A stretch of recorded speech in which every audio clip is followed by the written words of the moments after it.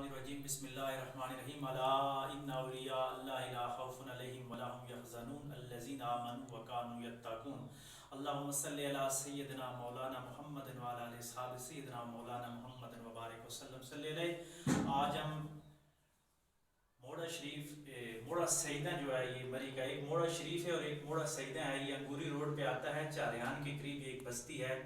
یہ اگر میرا کیمرہ مین آپ کو دکھائے تو یہ پیر کرم شاہ بیابانی یہ ان کا روزہ ہے جس کی تربت پہ ہم تشریف فرما ہے۔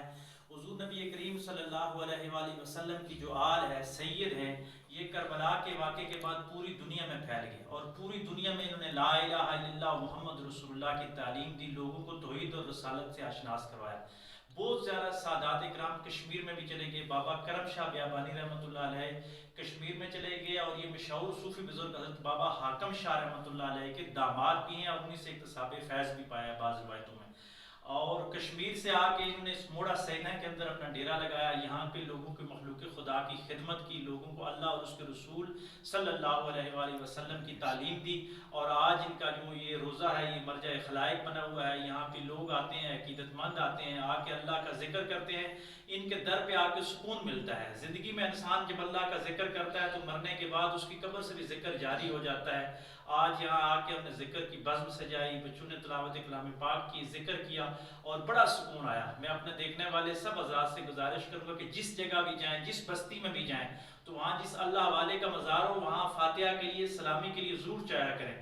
ہم اس لیے ان کی قبروں پہ آتے ہیں کہ ان کو خراج تحسین پیش کرتے ہیں کہ انہوں نے اس وقت میں آ کے جب یہاں کفر تھا، اندھیرا تھا، برامن سامراج تھا، ہندو مت تھا، یہاں آ کے انہوں نے لا الہ الا اللہ کا روشن چراغ جلایا۔ یہ لوگ تھے تو آج ہم کلمہ پڑھ رہے ہیں، انہوں نے تبلیغ کی تو آج ہم مسلمان ہیں۔ ہم ان کا احسان صدیوں تک نہیں چکا سکتے۔ ہم حضور علیہ السلام کی آل کے ہمیشہ خاتم ہیں، اور حضور علیہ السلام کی مانوی اولاد ہو یا ظاہری اولاد ہو، جس نے بھی لا الہ الا اللہ محمد رسول اللہ دنیا تک پہنچایا، ہم رہتی دنیا تک ان کی قبروں پہ جا کے نذرانہ عقیدت پیش کرتے رہیں گے اور ان کو خراج تحسین پیش کرتے رہیں گے۔